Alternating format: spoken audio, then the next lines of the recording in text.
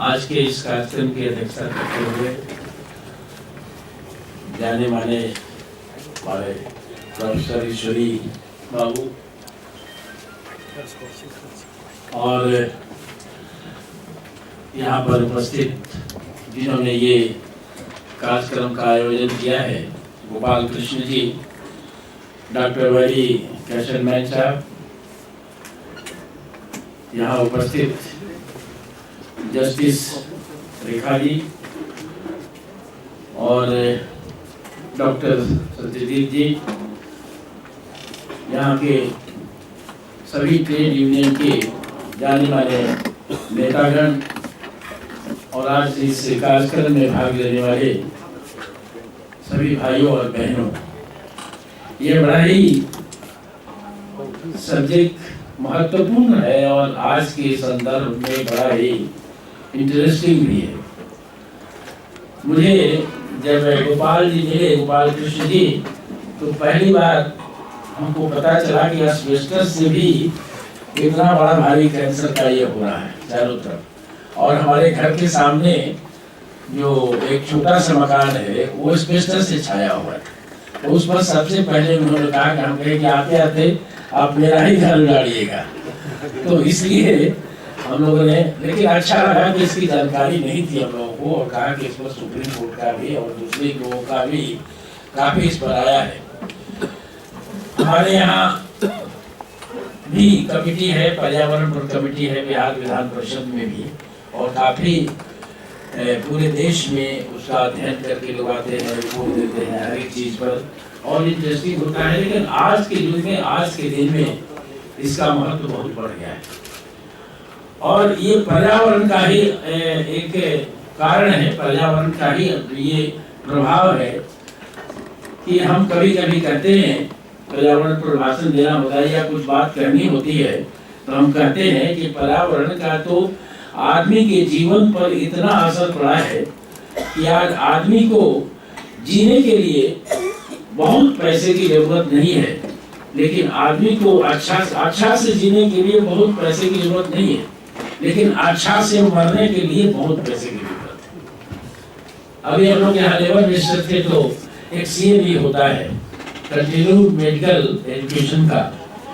तो उसमें मैंने इस बात को कहा था। तो रात को हमसे 9 बजे के बाद एक मेदांता के डॉक्टर साहब, डॉक्टर आरके गुप्ता है, आरके गुप्ता, उन्होंने कहा कि पूछा कि इसका मतलब क्या है, आदमी को अधिक पैसे की जरूरत है, मरने के लिए जरूरत है, ये आपने कैसे कहा? अच्छा से जीने के लिए नहीं, अच्छा से मरने के लिए। मैंने कहा ये किसी किताब में बात लिखी हुई नहीं है, लेकिन ये जीवन का अनुभव है। अनुभव है कि हम लोग कहते हैं कि मरने समय इस तरह का कभी भयानक रोग जाता है, जैसे कैंसर टाइप का जो रोग हो जाता है, उसमें इतने पैसे की जरूरत होती है कि अगर जिसके पास पैसा नहीं हो वो बहुत ही कष्ट से मरता है, बहुत ही कष्ट से। उसके मेरा एक दोस्त था और मुझे याद है, हम लोग इंजीनियरिंग सेक्टर से आते हैं, पेशा से भी इंजीनियर हैं, DIT सिंदरी में हम लोग पढ़ते थे, तो वहाँ देखते थे झरिया का बेल्ट में इतना कोयला का एक डस्ट उड़ता था, तो हम लोग कहते थे इससे आदमी मर जाएगा, लाइफ आधा हो जाएगा। और फिर हम लोग आते हैं यहाँ पर सासाराम के बेल्ट में आते थे या गया बेल्ट में, तो वहाँ बहुत ही ऊपर उड़ता था, धूल गर्दा होता था। तो हम लोग कहते थे कि तो धूल गर्दा, इतना जो धूल जो उड़ रहा है, ये तो पर्यावरण को इतना गंदा कर रहा है कि आदमी का जीवन आधा हो जाएगा। तो इसलिए मैंने कहा कि डाइंग विथ डिग्निटी,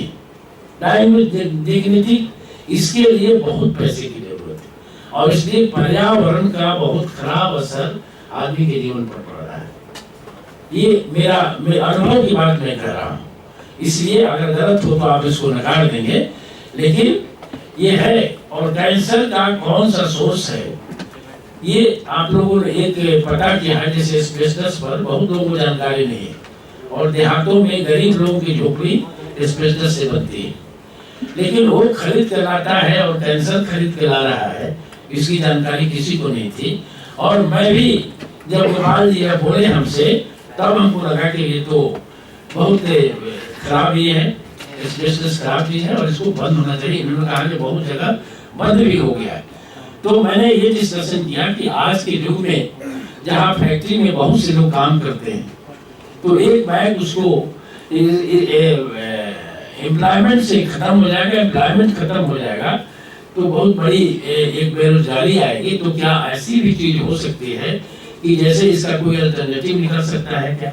कि वो फैक्ट्री रहे, उस फैक्ट्री में दूसरा कोई काम हो जाए। तो उन्होंने एक जगह का दिखलाया तमिलनाडु का, इस तरह की बातें हैं कि वो फैक्ट्री को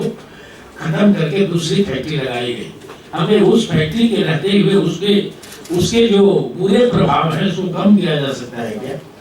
जैसे यहाँ पर है डस्ट उड़ता है और ये पहाड़ को काटते हैं, डस्ट उड़ता है, तो उसके लिए व्यवस्था की गई, तो उसमें पानी देकर उसको डस्ट को सेटल किया जाए, और सेटल करने के बाद वो फिर उसका कम हो जाता है, प्रभाव कम हो जाता है। लेकिन एक बाइक समाप्त करने से तो इससे भी ज्यादा समस्या है, वो अनएम्प्लॉयमेंट की समस्या है। तो क्या इसमें हम लोग कर सकते हैं क्या इस तरह की व्यवस्था कि उसमें उसके प्रभाव को, जो कि कैंसर उत्पन्न करता हो या कैंसरस हो, उसके प्रभाव को हम कम कर सकते हैं क्या। और मुझे जहाँ तक जानकारी है अभी तक की कि कैंसर का कारण क्या है, एक्चुअल कारण अगर पता चल जाए तो उसका एक्चुअल निदान भी निकल जाएगा। लेकिन एक ट्रायल एंड एरर बहुत चीज का पता भी चल गया है। अभी जैसे हमने देखा 1-2 दिन पहले डॉक्टर साहब जाते हैं सत्यजीत बाबू, प्रोस्टेट का निकला कि सत्या इलाज निकला है, तो इलाज निकला है इस तरह से। अब धीरे धीरे वो मौत का वारंट जो माना जाता था ये इसका कुछ कम हुआ है। लेकिन पर्यावरण को ठीक करके अगर हम लोग रखें तो इसका बहुत अच्छा प्रभाव पड़ेगा, और इससे हम लोग वंचित हो सकते हैं, और समाज पर जो इसकी बुरा इसका असर हो रहा है वो समाप्त हो जाएगा। और स्पेशल्स की बहुत सी फैक्ट्री हमारे यहाँ, हम लोग भोजपुर के रहने वाले हैं, हमारे यहाँ पे 2 बड़ी फैक्ट्री है इसकी। अभी एक गीता में हो रहा है और एक बिहिया में हो रहा है। तो ये हम लोग समझे कि किसी को इन्वाइट करके और इंडस्ट्री इतना बड़ा लगा दिया तो बहुत बड़ा तीर मार लिया कि बहुत का एम्प्लॉयमेंट मिल जाएगा। लेकिन अभी मालूम हो रहा है कि ये तो बड़ा खराब है, कि तो उसको एम्प्लॉयमेंट से भी ज्यादा अनएम्प्लॉयमेंट का जो 30 लोगों के मन में है उससे भी ज्यादा ये खतरनाक चीज है इस तरह का लगाना। तो इसमें जगह जगह इसको करने के लिए एक जागृति पैदा करनी होगी, और इस तरह जो आपने किया है आज, जो इस तरह हम लोग जुटे हैं और इस पर विचार करने के लिए, और प्रसिद्ध लोग, इसके लिए जाने माने लोग हम लोग के बीच में आए हुए हैं, उनकी बातों को सुनने का मौका मिलेगा, ये बहुत बड़ी बात है, और इससे जागृति आएगी। और मैं गोपाल जी को आमंत्रित करता हूं और आप सभी लोगों को आमंत्रित करता हूं कि मैं अपने विधान परिषद के सभागार में, एक बहुत बड़ा सभागार है नेक्सी बिल्डिंग जिसको कहते हैं,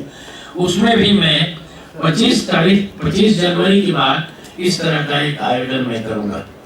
और इसमें आप सभी को आमंत्रित करूंगा, क्योंकि किसी को जो रोग पैदा होता है उसे छुटकारा पाने का सबसे बड़ा साधन है कि लोगों में जागृति पैदा की जाए, और जागृति पैदा करके ही उसे छुटकारा पाया जा सकता है। क्योंकि जानकारी कम है हम लोगों में, और खास करके देहातों में तो बहुत कम जानकारी है इसकी, इतना बड़ा इसका खराब असर पड़ता है, देहातों में कम जानकारी होती है। लेकिन इतने लोग जो ट्रेड यूनियन के लोग हैं, सोशल एक्टिविस्ट हैं, जो समाज में काम करते हैं, अपना जीवन वहाँ पर आप समय दे रहे हैं, इन लोगों के माध्यम से ये देहातों में और ग्रामीण क्षेत्रों में भी इसका असर होगा कि लोगों को जानकारी होगी और अपने स्वास्थ्य के प्रति लोग कंसर्स होंगे और कम लोग इसके शिकार होंगे। इसलिए इसको जगह जगह करने के लिए मैं और आप लोगों को मैं धन्यवाद देता हूँ कि ये जागृति आई है, और मेरे मन में ये भावना आई इसको देख करके कि ये हमारे यहाँ भी होना चाहिए, जो कि सुविधा है वहाँ पर बैठने की, और लोगों से कुछ लोगों को बुला करके काम करने की सुविधा है, और परिषद के माध्यम से इसको हम लोग कर सकते हैं। तो आज ही मैं आमंत्रित करता हूँ कि 25 जनवरी के बाद आप सभी आमंत्रित हैं, ऐसे आमंत्रण मैं भेजूंगा भी, और आपने मुझे बुलाया है, इतने लोगों से मिलने का मौका मिला और इस पर कुछ सोचने का मौका मिला, ये आपने दिया है, इसके लिए आप सभी को बहुत बहुत धन्यवाद और आभार व्यक्त करता हूँ। और कि इसके उद्घाटन के लिए इतना बड़ा हमको सम्मान दिया, इतने बड़े लोग जो समाज में काम करने वाले हैं उस बीच में आकर के, और इतने बड़े लोग आए हुए हैं, उसमें उद्घाटन करने का हमें मौका मिला। इसके लिए मैं आपको बहुत बहुत धन्यवाद देता हूँ और आभार व्यक्त करता हूँ। जय हिंद, जय भारत।